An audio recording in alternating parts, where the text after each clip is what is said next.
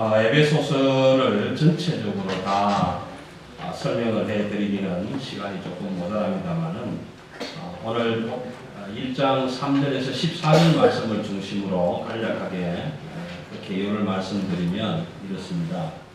하나님께서는 죄로 인해서 파괴되고 분열된 인간의 세계를 그리스도를 통하여 회복시키시고 통일시키시려는 계획을 가지시고 하나님의 사람들을 부르셔서 인치심으로 구원의 확실한 보증이 되게 하신 그 구속의 은총을 찬양하고 기뻐하고 그래서 감사하는 기도의 내용으로 기록된 책이 에베소서라는 책입니다. 특별히 에베소서는 그 내용 중에 몇 가지 기억할 만한 단어들이 소개되는데 거기에는 충만이라는 충만, 플로레마라는 충만함, 그 다음에 풍성함. 여기 충만이라는 것은 어떤 의미냐 하면요, 컵에다가 이렇게 물을 따를 때 컵에 물이 차서 넘쳐나는 상태, 그것이 충만이라고 표현되는 상태입니다. 그러니까 풍성하다. 뭐가 충만하고 뭐가 풍성하냐 하면 하나님이 우리를 택하셔서 우리에게 베풀어 주시는 신령한 축복이, 하나님이 주시는 그 사람이 생각할 수 없는 신령한 축복이 우리에게 그렇게 충만하게 넘쳐 그것을 감사하고 기뻐하는 책이 에베소서라는 책입니다. 죄로 인해서 죽을 수밖에 없는 우리를 예수 그리스도를 보내셔서 우리 대신 십자가에 죽게 하시고 그 결과로 예수 그리스도를 희생시킨 결과로 우리를 흠없게 거룩하게 깨끗하게 하시려는 그 하나님의 계획, 그 하나님의 계획이 오늘 5절에 소개된 말씀입니다. 예수 그리스도의 사랑 안에서 그 기쁘신 뜻대로 우리를 예정하사 예수 그리스도로 말미암아 자기의 아들들이 되게 하셨다. 저는요, 성경을 읽으면서 여기에 아들들이라는 말 대신에 다른 말로 좀 바꾸고 싶은 게 뭐냐 하면 자녀 되게 하셨다 이렇게 바꾸고 싶어요. 다른 데에서도 자녀 되게 하셨다는 말이 나오지만 아들 되게 하셨다는 말보다는 자녀 되게 하셨다는 말로 좀 바꾸고 싶은데 왜 바꿀 수가 없느냐 하면 이런 것입니다. 아들은 내가 낳은 아들일 수도 있어요. 입양한 아들도 아들일 수 있어요. 그래서 부모와 아들이라는 사이의 관계가 어떤 때는 진짜 내 아들이냐 아니면 데리고 온 아들이냐 이런 생각이 들 때가 있더라고요. 그래서 하나님의 아들들이 되게 하셨다는 것은 하나님의 자녀가 되게 하셨다는 것입니다. 그런데 하나님의 자녀를 처음부터 낳아서 데리고 왔으면 하나님의 자녀라고 할 텐데 저와 여러분 세상에 나가서 죄 짓고 방탕하고 자기 좋아하는 거 하고 싶은 거 다 하다가 40대에서 50대에서 갈 데가 없어서 하나님 나도 이제 예수 한번 믿어볼게요. 그리고 교회에 와서 하나님의 아들이 되다. 이게 50대는 아들이잖아요. 여러분 50대에서 데리고 온 아들한테 정이 더 많이 가겠어요? 낳아서 키운 아들한테 정이 더 많이 가겠어요? 요 생각하니까 여기 아들들 하지 말고 자녀라고 썼으면 좋겠다 싶은 생각이 개인적으로 들더라고요.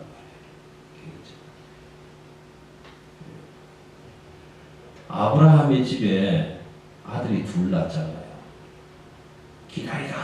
기다리다가 안 되니까 부인이 뭐라고 합니까? 내 몸종인 이 여자를 통해서 아들 하나 낳아라. 남편 보고 그냥 남은 여자한테 가서 아들 낳아라 오라고 해요. 아들 낳으니까 얼마나 기뻤어요. 너무 기뻤어요. 이름을 이스마엘이라고 했어요. 그런데 그러다가 어느 날 갑자기 본처에게서 아들이 나오잖아요. 이삭을 낳았잖아요. 자기 몸에서 아들이 태어나니까 볼 때마다 이스마엘이 미워지니까. 왜? 남의 자식이라고 생각. 똑같은 아들들인데 그렇게 된다는 거예요. 그 생각을 하면은 오늘 여기도 아들들 하지 말고 그냥 하나님의 자녀가 되게 하셨다는 하나님이 나를 낳으셨다. 여러분 여러분 아버지 어머니가 아들을 낳으면요 아들이 장가 가서 가정 꾸리고 다 살아가는 동안 모든 거 다 책임지잖아요. 그런 의미로 좀 바꿨으면 싶은 생각이 제 개인적인 생각입니다. 이 5절 말씀 속에서 주시는 하나님의 은총을 세 가지로 좀 요약을 하면 이렇습니다. 첫 번째 은총은 그리스도의 희생으로 우리가 누리는 구속, 즉 말해서 속량함, 죄를 용서받았다. 죄가 없어졌다는 거예요. 예수 그리스도 구속에 죄 사함의 은총이 없었다면 우리는 하나님의 가족이 될 수가 없는 거예요. 나이가 들어서 왔던 아들이든 태어나자마자 유아세례 받고 오는 자녀거든 어쨌든 간에 죄 사함의 은총이 없었으면 우리는 하나님의 가족, 천국 백성, 교회의 멤버, 구성원이 하나님의 거룩한 백성이 될 수 없었다. 그래서 그 하나님이 예수 그리스도를 우리 대신 죽이심으로 주시는 그 죄 사함의 은총. 그럼 두 번째는 그저 받은 용서입니다. 그저 받은. 용서해 주세요. 내가 물을 10통 길어다 놓을 테니까 용서해 주. 이게 아니고 그저 나는 하나님을 믿습니다. 나의 주 나의 하나님으로 나는 믿습니다. 고백하고 왔더니 그저 무상으로 용서해 주시는 거예요. 그저 받은 용서. 나 이거 잘못했는데 어떡할까 고민하고 있었는데 아버지 어머니가 그 잘못에 대해서 아무 말씀도 안 하시는 거예요. 다 잊어버리시는 거예요. 그저 용서해 주시는 거예요. 우리는 아무런 공로가 없어요. 그런데 그저 용서함을 받는 거예요. 단지 하나님을 나의 아버지로 나의 주인으로 고백하고 섬기기만 할 때 그것만 하면 되는 거예요. 그럴 때 주시는 그저 용서해 주시는 것. 세 번째 은총은 하나님이 주시는 모든 지혜와 총명을 통해서 하나님의 그 신비한 계획을 깨닫게 해주십니다. 하나님의 그 놀랍고 신비한 계획. 여러분 이 계획이 얼마나 신비한지 몰라요. 우리가 그냥 놔뒀으면 다 죽었을 텐데 세상이나 만상이나 텔레비에 나오면 세상에 이런 일이 이런 프로에 나와야 돼요. 하늘에 계시는 하나님이 말씀이 육신이 되게 하셔서 예수 그리스도 사람으로 이 땅에 보내시고 우리 모든 인류를 대신해서 그 예수 그리스도를 십자가에 달아서 죽게 하셨다. 세상에 이런 일이 일어날 수 있느냐. 여러분 정말 신비하고 놀라운 하나님이 우리로서는 그렇게 못해요. 여러분 저와 여러분 중에 이 땅 위에 이 멜번에 얼마 전에 어떤 ABC 방송에서 일하는 여자를 죽인 살인사건이 났잖아요. 그 살인사건을 저지른 그 아이 대신에 야 걔를 감옥에 보내지 마. 대신 우리 아들 갖다 죽여. 그렇게 할 사람 누가 있냐. 손 한번 들어요. 저도 못해요. 저도 못한다. 네? 그 아이 죽이면 안 돼. 그 아이 죽이면 안 돼. 그 아이 죄는 다 용서해서 대신 내 아들 죽여줘. 누가 그렇게 하시겠냐. 아무도 그렇게 하죠. 사람의 계획으로 할 수 있는 일이 아니에요. 그런 신비하고 놀라운 하나님의 계획을 하나님이 우리에게 지혜를 주시고 총명을 주셔서 그것을 깨닫게 하십니다. 이러한 하나님의 계획을 깨달은 유대인이든 이방인이든 도둑질을 하던 사람이든 강도짓을 하던 사람이든 죄 가운데서 빠져있던 모든 사람들이 이 지혜, 이 총명을 하나님이 주시는 그 말씀의 은혜를 받아서 그것 깨닫는 사람들은 모두가 다 하나님의 약속의 성령으로 인쳐주셔서 하나님의 교회가 되게 하셨다. 하나님의 백성 되게 하셨다. 이게 얼마나 놀랍고 신비로운 하나님의 계획. 이거 그전에는 못 깨달았다. 지금도 세상에 있는 많은 사람들이 이거 못 깨닫고 있다. 사람들의 죄를 대신해서 하나님이 예수라는 사람을 보내가지고 십자가에 죽게 하셨다 하더라. 알고는 있어요. 세상 사람들도 얘기는 한다고요. 그런데 그게 안 믿어지는 거예요. 세상에 그런 일이 어디 있냐? 그렇게 된 거예요. 근데 그 놀랍고 신비로운 그 하나님의 계획을 하나님이 우리에게 지혜를 주셔서 깨닫게 해주신다. 오늘 제가 은총의 중력이라고 제목을 붙여놓았는데요. 여러분 며칠 전에 그 스페이스 점프라는 걸 했는데 혹시 텔레비 보셨습니까? 뉴스에 잠깐 안 보셨어요? 유튜브 동영상도 안 보셨어요? 저희 교회 유튜브 설명을 가끔씩 들으십니까? 제가 확인해 보면 뭐 5사람 봤다, 8사람 봤다, 한 달쯤 지나면 11사람 봤다, 15사람 봤다. 근데 그건 저희 교회 사는 것들이 안 보는 것 같아요. 뭐 들었으니까 볼 이유가 없겠지. 다른 사람들이 많이 보겠지만 펠릭스 봄가트너라는 43살 된 친구가 스페이스 점프를 했어요. 스페이스 점프를 했는데 그럼 저는 이런 생각을 했어요. 여러분들 어떤 생각을 했는지 모르는데요. 저는요, 그 사람이 높이 올라갑니다. 기구를 타고. 지금 세계 신기록을 세웠어요. 가장 높은 데서 뛰어내리는 걸로 높이 올라갔는데 그 해치 뚜껑을 딱 열고 이렇게 나와요. 나와서 지금 뛰어내려야 되잖아요.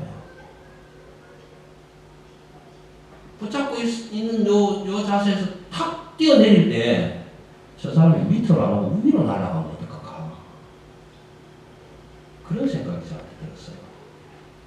여러분 우주 비행사들은 중력이 없는 상태에서 움직이는 일들을 배워야 돼요. 그 기술을 익혀야 됩니다. 그래서 치약을 칫솔에 짜야 되는데 치약을 짜놓으니까 치약이 그냥 막 날아다닌다든지 중력이 없기 때문에 그런 훈련을 받아야 되는데 그 친구가 뛰어내리는 순간에 밑으로 안 떨어지고 날아가 버리면 어떡할까? 그 생각이 들더란 말이에요. 근데 하나님의 신비로운 역사는 중력장 안에서는 날아가는 일이 없어요. 중력장 안에서는 날아가는 일이 없습니다. 왜냐하면 서로 붙들고 당기는 힘이 있기 때문에 그래요. 여러분 우주 비행사가 중력이 없는 상태에서 공중에 뭐 붙잡을 것도 없고 움직일 수 있는 힘도 통제가 안 되고 이런 상태에서 소변을 보든 침을 뱉든 뭘 마시든 뭘 하든 간에 다 어떻게 해야 되는지 가장 기본적으로 받는 훈련이 그것입니다. 오늘 제가 이 말씀을 드리는 것은 저와 여러분이 이 세상을 살아가는데 중력이 없는 세상을 살아가고 있는 거예요. 무슨 중력이냐 하면 도덕 중력, 윤리 중력, 이런 중력입니다. 도덕이 제로인 상태에서 살아가는 거예요. 윤리가 제로인 상태에서 살아가는 거예요. 우주 비행사가 중력이 제로인 상태에서 훈련받는 것처럼 저와 여러분이 지금 그런 세상에서 살고 있는 거예요. 그러니까 하고 싶은 대로 하는 거예요. 하고 싶은 대로 한다. 왜? 도덕 제로니까. 도덕이 필요 없는 데니까. 윤리가 필요 없는 데니까. 자기 하고 싶은 대로 할 수 있는 거예요. 그런데 저와 여러분이 우주 비행사처럼 도덕이 없는 세상, 윤리가 없는 세상에서 살아갈 때 배워야 할 것 한 가지가 뭐냐 하면 도덕 없는 세상에서 지 마음대로 사는 것이 아니고 윤리 없는 세상에서 지 마음대로 사는 것이 아니라 그 세상 속에서 도덕을 지키며 윤리를 지키는 삶을 배워야 돼요. 마치 우주 비행사가 중력이 없는 데서 중력이 있는 상태에서 사는 것처럼 기술을 익히는 것처럼 저와 여러분이 도덕 없는 세상, 윤리 없는 세상, 말씀이 없는 세상에서 말씀 가지고 살아가는 방법을 배워야 돼요. 마치 우주 비행사 같은 사람들이라. 오늘 저와 여러분 도덕이 없는 상태, 윤리가 없는 상태를 윤리적으로 일탈이라고 합니다. 일탈. 아무것도 없는 상태. 붕괴되는 상태. 그런 도덕이 없는 상태에서 우리가 많이 보지 않습니까? 첫째 보는 게 뭡니까? 무너지는 것이 가족 구조가 무너지고 있잖아요. 가족 구조가 무너져요. 여러분 경제 원칙이 무너져요. 경제 구조가 무너져요. 전통적인 윤리 도덕 기준이 다 무너져버려요. 여러분 서양 사람들 이혼율이 높다고 욕할 게 아무것도 없잖아요. 뭐 호주, 미국 어디 잘 사는 선진국의 이혼율이 몇 프로, 40%, 50% 된다고 욕할 게 하나도. 대한민국에는 10쌍이 결혼하면 5쌍이 지금 이혼한다는 거예요. 뭐 50%라는 얘기예요. 50%. 결혼은 왜 하며 이혼은 왜 하느냐? 아무런 윤리 도덕이 없는 거예요. 지금. 가정이 무너지고 경제가 무너지고 도덕 구조가 무너지고 다 무너져요. 우리의 삶도 무너지고 있고 환경도 무너지고 있고 다 무너지고 있는 거예요. 여러분 세상 속에서는 의지할 게 없는 거예요. 의지할 게 없다. 네. 여러분 차를 운전하고 가시다가 병목 현상이 나타나지 않습니까? 4차선에서 쭉 이렇게 몰고 가다가 갑자기 2차선, 1차선으로 줄어들면 옆에서 막 들어오잖아요. 나는 그래도 법을 지켜야지. 그래서 딱 차선 맞춰서 지켜가는데 쉥 와서 들어오고 앞에 길이 없습니다. 팻말 있는데도 그냥 막 달려서 막 들어오잖아요. 막 들어오고. 그러면 짜증나잖아요. 아니 친구들 이건 뭐야 말이야. 그렇게 해서 법을 안 지키고 온 친구는 먼저 들어가고 법을 따라서 가겠다고 한 사람은 저 뒤에 밀려있고 이런 것들을 우리가 느끼잖아요. 도덕이 없고 지금 윤리가 없는 이런 세상에서 저희들이 살고 있는데 말씀이 무너지고 있는 세상에서 살고 있는데 이 세상 속에서 사는 하나님의 우주비행사 같은 저와 여러분은 이 세상 속에서 어떻게 도덕 없는 세상에서 도덕을 지키면서 살 것인가? 어떻게 윤리 없는 세상에서 윤리를 지키면서 살 것인가? 어떻게 말씀 없는 세상에서 말씀 붙들고 살 것인가? 그것을 배워야 됩니다. 그 배우는 책이 지금 에베소서예요. 여러분 세상에 의지할 게 아무것도 없지 않아요. 붙들만한 게 없지 않습니까? 그냥 이리저리 떠돌아다니다가 막아주면 아무것도 없고 차단할 수 있는 아무런 방편도 없고 절망과 무의미의 삶으로부터 벗어날 수 있는 것이 아무것도 없지 않습니다. 그 얼마나 자유롭습니까? 호주 세상 얼마나 자유롭습니까? 남들이 보든지 말든지 남들이 뭐라고 하든지 말든지 자기가 하고 싶은 걸 하는 세상입니다. 이 자유다. 자유. 도덕 제로 상태에서 사는 사람, 윤리 제로 상태에서 사는 사람들이 말하는 거짓말 중에 하나가 너무너무 자유. 왜요? 구속받는 게 없잖아요. 구속받는. 아니 결혼을 2번 하니까 누가 뭐라고 하는 사람이 있습니까? 남들은 밥도 못 먹는데 벤츠를 3대 4대 끌고 다닌다고 누가 뭐라고 하는 사람이 있습니까? 아무도 없습니다. 아무도 없다. 너무 자유롭다는 거예요. 근데 여러분 자유하다는 것이 뭡니까? 자유하다는 것. 간섭받지 않는 게 자유합니까? 내 맘대로 하고 싶은 것이 자유합니까? 내가 하고 싶다고 하는 것 등 그것이 자유합니까? 저는 그렇게 생각합니다.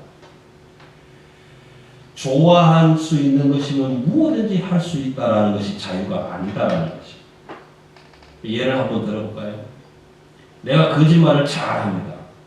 거짓말을 잘해서 왜? 거짓말할 자유가 있으니까. 거짓말을 잘해서 남을 속였습니다. 남을 속일 자유가 있으니까. 내게 주어진 자유니까. 그래서 거짓말로 남을 잘 속였어요. 여러분 그 자유 속에 진정한 기쁨이 있습니다. 진정한 평화가 그 안에 있습니다. 전혀 사랑 안 합니다. 마음속으로. 전혀 사랑 안 해요. 그냥 겉으로만 사랑하는 척해. 그런데 보니까 괜찮거든, 조건이. 그래서 결혼을 했다 칩시다. 그 사랑하지 않는데 사랑하는 척 하면서 함께 살아가는 사람들끼리 그 속에서 무슨 기쁨이 있겠습니까? 자유가 있습니다. 여러분, 저와 여러분에게는 술 마실 수 있는 자유가 있습니다. 네. 아니, 내게 술 마실 자유가 있는데, 목사 지가 뭐라고 나보고 술 못 먹게 해? 아무 문제가 없어요. 그래도 마시고 싶을 수 있어요. 마실 때. 자유가 있는 거예요. 그런데 여러분, 술 마시는 자유가 있기 때문에 매일 술 마시고 내가 사람이 아니라 내가 술통이 되어서 날마다 술통이 되어서 산다면 그 술 마시는 자유 속에 기쁨이 있겠습니까? 없습니다. 여러분, 호주는 마약을 밀거리 하면 안 되지만 마약을 할 수는 있게 돼 있어요. 누구든지. 그래서 여러분 공항에 가보시면 공항 화장실이나 이런 데 가보면 이 마약을 할 때 쓰던 주사기를 모으는 그 통들이 다 준비가 되어 있고 그래요. 그런데 누구든지 마약을 하는 데는 문제가 없어요. 아무도 뭐라고 할 사람 없어요. 그런데 여러분, 내가 마약을 해도 된다라는 자유가 내게 있기 때문에 그 마약을 함으로 인해서 마약에 중독이 되어서 맨날 약에 찌들어져 있다면 그것이 정말 자유합니까? 그 자유 속에 기쁨이 있는 것입니다. 여러분, 저와 여러분은 도박도 할 수 있습니다. 할 수 있어요.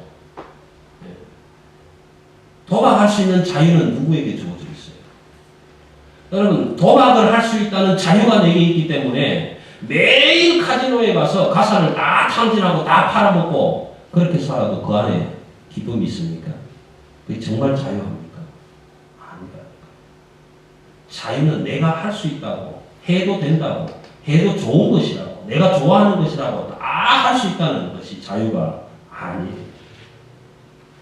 지금 우리는 세상을 그렇게 바라보고 그런 자유로 충만한 도덕은 전혀 없는, 윤리는 전혀 없는 그런 세상을 우리는 지금 바라보고 있는데 그 세상 속에 저와 여러분이 마치 하늘을 떠다니는 우주 비행사처럼 그 말씀 가지고 거기에 나가서 어떻게 하면 도덕 없는 세상에서 도덕이 있는 세상처럼 살아갈까?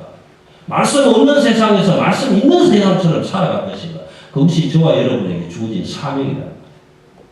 오늘 에베소서 기자는 그렇게 하나님이 우리를 택하셔서 우리에게 허락하신 충만한 하늘의 신령한 축복을 받아 누리고 있는 삶을 사람들에게 보정되게 하시려고, 보여주게 하시려고, 드러내게 하시려고 하나님이 우리를 말씀으로 택해 주셨다. 불러주셨다. 부르시면서 죄를 용서해 주시고 거저 속량함을 주시고 지혜를 통해서 그 모든 하나님의 경륜을 깨닫게 해 주셨다. 이걸 깨닫고 있는 우리가 세상에 나가서 보면 똑같이 도덕 없는 사람들하고 살고 똑같이 윤리 없는 사람처럼 살고 그렇게 살아가면 무슨 변화가 있겠느냐? 아무런 변화가 없다. 저와 여러분을 불러서 교회되게 했는데 그 교회가 세상이 그렇게 사는 걸 보고 아이고 잘들 사네. 도덕 없는 세상에서 지 맘대로 잘하네. 뭐 지팔 지 흔들면서 살아가는데 누가 뭐라고 할 사람 있겠어? 그런 세상을 교회가 지금 바라보고만 있어서 되겠느냐? 교회가 세상 속에 들어가서 윤리 도덕 없는 세상, 말씀 없는 세상에 말씀 있는 세상처럼 도덕 있는 세상처럼 윤리 있는 세상처럼 살아가도록 저와 여러분을 불러주겠다는 것입니다. 그래서 우리 인간을 하는, 우리 사람을 향한 하나님이 불러주신 하나님의 백성들을 향한 은총의 중력장이라는 것이 뭐냐? 우리가 그 은혜 안에 지금 가두어져 있는 그 은혜 안에 하나님이 베푸신 그 은혜의 공간, 이 공간이 어떤 것이냐? 하나님이 우리에게 불어넣어 주신 생기 공간입니다. 하나님이 우리에게 도덕 없이 살아라, 예배 없이 살아라, 말씀 없이 살아라고 우리 코에다가 하나님의 생명을 불어넣어 주신 것이 아니라 너희는 세상에 나가서 복의 근원이 되고 말씀 있는 사람들처럼 살아라고 그렇게 해서 우리에게 생명을 허락하여 주셨다. 두 번째는 살면 기동하게 하시는 하나님의 힘과 능력입니다. 오늘 우리가 세상에 나가서 사는 동안에 하나님의 말씀 붙들고 살고 하나님의 은혜 붙들고 살고 하나님의 은총 받아서 살 때 그때에 우리에게 살며 기동할 수 있는 힘과 능력 주시는 거예요. 여러분 살아도 산 사람이 아니다라는 말씀 잘 하지 않습니까? 세상에 나가서 사는 동안에 내가 사는 것 같지만 이게 산 사람이냐? 아닐 수도 있다. 이건 살아도 사는 게 아니다. 왜요? 하나님의 은혜 안에 있지 않기 때문에. 그 다음 하나님은 예수 그리스도가 우리 가운데 오셔서 우리 중심이 되시고 성령 하나님이 역사하시는 그 무대가 우리에게 베푸신 하나님의 은총의 중력장이다. 하나님이 이 은총으로 우리를 붙잡아 주지 아니하시면 은총의 중력 밖으로 다 날아가.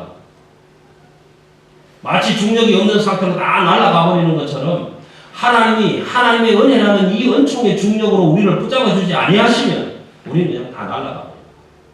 시편 기자의 고백처럼 우리는 바람에 날리는 건물같이 되어버려요. 왜? 하나님의 은혜의 중력으로 우리를 붙잡아 주지 아니하십니다. 근데 우리는 그걸 모르고 지금 살아가는 너무 안타깝지 않느냐. 근데 에베소서 기자는 하나님이 나를 그 은혜의 은총으로 지금 나를 확 붙잡아 주시고 계시구나. 그걸 지금 보고 느끼고 체험하고 기뻐하고 감사하는 기도로 우리에게 지금 기록해 주신다. 오늘 이 말씀을 읽으면서 이 말씀 속에 나타나는 많은 부분들이 있습니다. 하나님이 우리에게 주시는 신령한 축복이 무엇인가? 은혜의 충만, 성령의 충만, 이런 충만만이 아니라 많은 것들이 있어요. 그 많은 것들을 일일이 하나씩 하나씩 짚어가면서 한번 보세요. 그러면은 하나님이 이런 것으로 나를 붙잡아주고 계시구나. 내가 지금 하나님의 은혜의 중력에 매여서 살고 있구나. 그걸 느끼게 하십니다. 근데 그 중력의 장을 벗어나버리면, 하나님의 은혜의 테두리를 벗어나버리면 우리는 은혜 없는 자리로 다 날려가 버려요. 마치 줄 떨어진 연처럼 날아가 버려요. 왜 하나님이 이렇게 우리를 충만한 은혜로, 충만한 하나님의 은총으로, 그 지혜로 우리를 붙잡아 주시는가? 왜 그렇게 하시는가? 그것이 오늘 결론하는 것입니다. 5절 말씀. 하나님께서 그 기쁘신 뜻대로 우리를 택하사 예수 그리스도로 말미암아 자기의 아들들이 되게 하셨다. 아들들이 되게 하셨다. 그럼 저와 여러분을 불러서 하나님의 아들이 되게 하셨다. 여러분의 가정에 있는 아들들이 도덕이 없는 상태에 가서 살고 있을 때 그냥 놔두시겠습니까? 그냥 그래 잘 해봐라. 그러고 놔두시겠습니까? 여러분 가정의 아들, 딸들이 윤리 없는 동네에 가서 살 때 그냥 그래 네 맘대로 해봐라. 그러고 놔두시겠습니까? 아니잖아요. 거기 있으면 안 된다고. 잡아와야 되잖아요. 끌고 와야 되잖아요. 거기 있으면 안 돼. 너 죽어. 잡아와야 되잖아요. 아이가 마약한다는 걸 알면 무슨 수를 써서라도 잡아와야 되잖아요. 잡아와서 감옥에 가두더라도 그거 끊도록 해야 되잖아요. 이것이 자녀를 향한 아버지의 사랑 아니겠어요?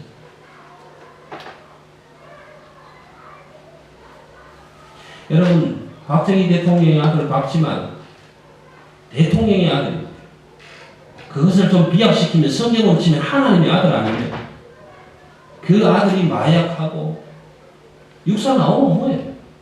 그 아들이 죄 구렁텅이에 빠져 있을 때 아버지, 어머니, 가족들이 볼 때 그 얼마나 가슴이 아팠겠나. 어쨌든 지금도 살고는 있지만 똑같은 거예요. 여러분의 자녀들이 도덕도 없고 윤리도 없는 그런 세상에서 살아가는 걸 보고 가만히 있을 아버지, 어머니는 없잖아요. 적어도 못한다면 야 이놈아 호적을 파서 가라. 너하고 나하고 나의 인연을 끊자.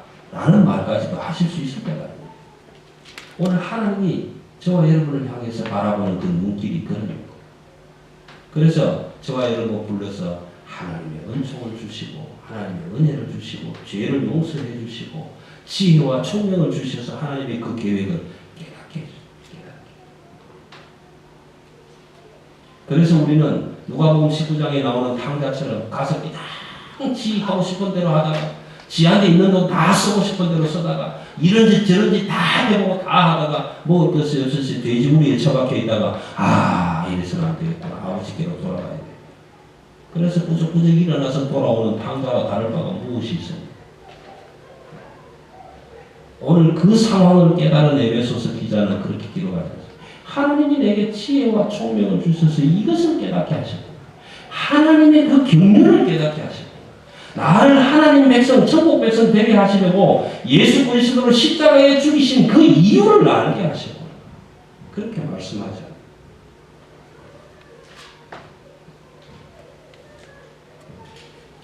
여러분 우리를 향하시는 하나님의 또 다른 계획이 하나 되어 있어요. 그 하나 되어 있는 계획은 뭐냐 하면 하나님이 우리를 부르셔서 그렇게 다 지혜를 주셔서 깨닫게 하시고 마지막에 하시는 일이 무엇이냐 하면 하나님의 모든 피조세계 사람을 포함한 모든 피조세계를 하나님의 사랑과 은총 안으로 불러 모으시는 거예요. 불러 모으시는 거예요. 이것이 하나님의 가족입니다. 죄로 가득한 세상, 도덕이 없는 세상, 윤리도 없는 세상, 그래서 사람이 사람을 죽이는 세상, 시기하고 질투하고 미워하는 세상, 그런 세상에 살아가고 있는 우리를 하나님의 그 경륜을 깨닫지도 못하고 있는 우리를 부르셔서 하나님의 지혜를 주셔서 그 하나님의 계획을 깨닫게 하시고 난 다음에 하나님의 은총의 중력장 안으로 들어오라고 저 먼 곳으로 날아가지 말고 우주에서 빙빙 돌아다니지 말고 하나님의 은혜 안으로 다 들어오라고 지금 끌어모으시는 거예요. 이것이 하나님의 계획이에요. 이것이 하나님의 마지막 계획이에요. 여러분 하나님은 분명히 말씀하셨습니다. 내가 내 백성을 심판합니다.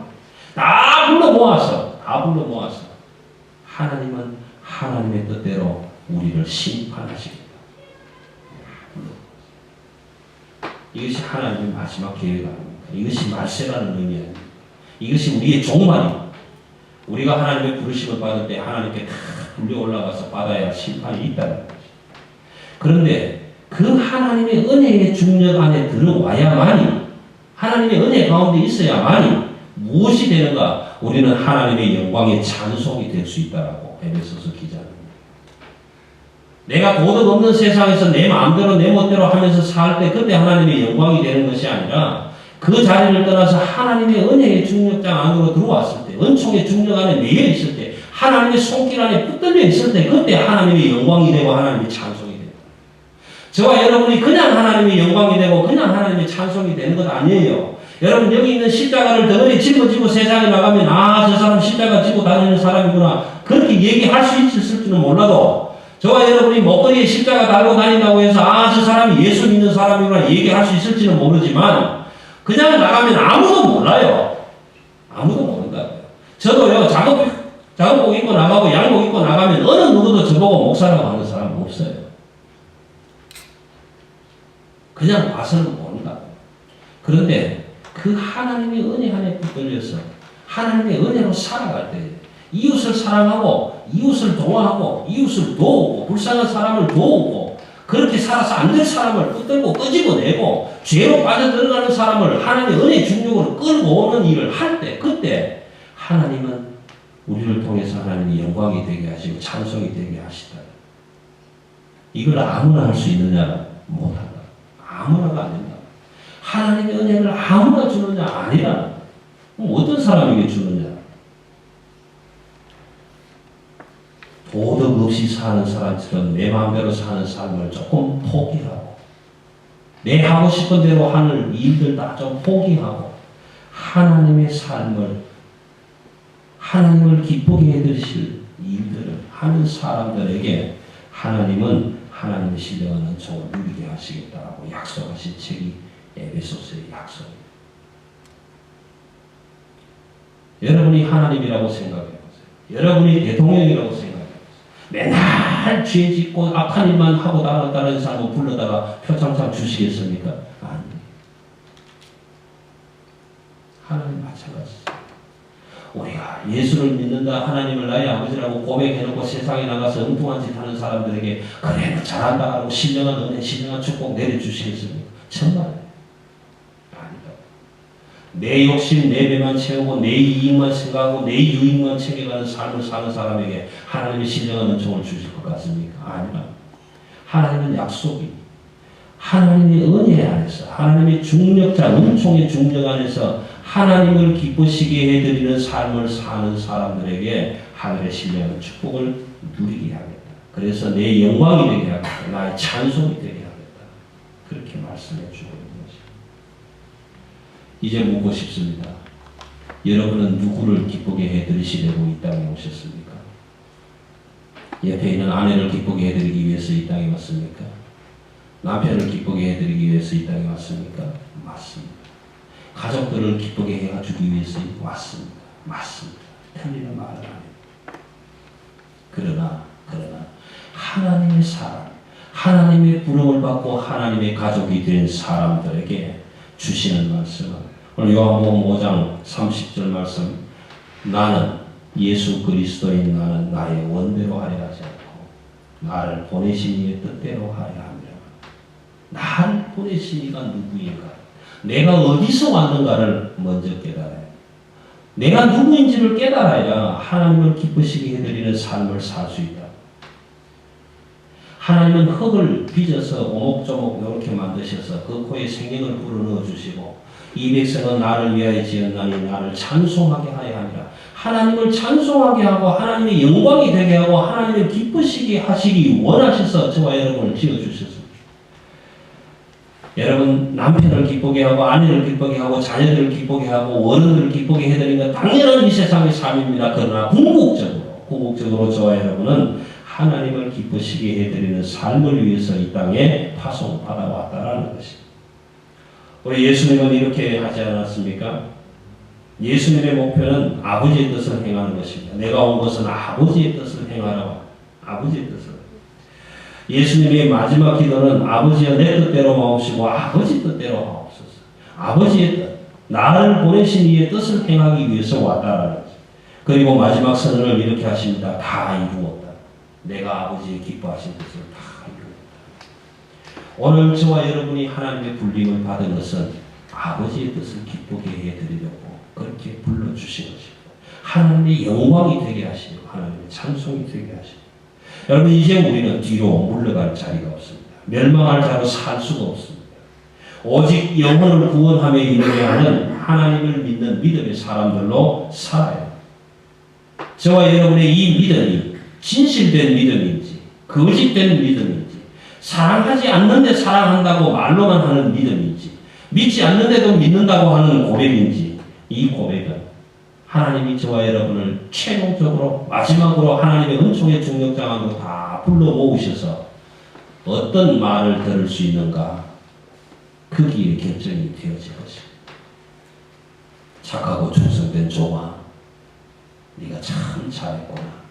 주인의 잔치에 참여할지어다. 여러분 저 여러분이 하나님을 기쁘시게 하는 삶을 이 땅에서 살다가 하나님 그 은혜의 중력장으로 다 불러 모으시는 그날에 저와 여러분이 줄을 서서 기다렸다고 믿음이라는 것을 가지고 하나님 나도 세상에서 너희도 믿는 만큼 믿었습니다. 그럴 때 하나님 우리 앞에 오셔서 착하고 충성된 종아 네가 참 잘했다. 주인의 잔치에 참여하라. 근데 그 중에 이영철 목사 앞에 와서 너는 세상에서 목사라고 해돌리고 다니더니 참 안 됐구나. 몸 밖에 나가서 일을 하면 슬픔이 있으리라. 우리의 믿음은 어느 누구도 판가름할 수가 없습니다. 하나님이 은총의 중력장 안에 다 불러 모으셨을 때에 내 믿음을 보시고 하나님이 뭐라고 선언해 주실 것인가? 뭐라고 선언해 주실까?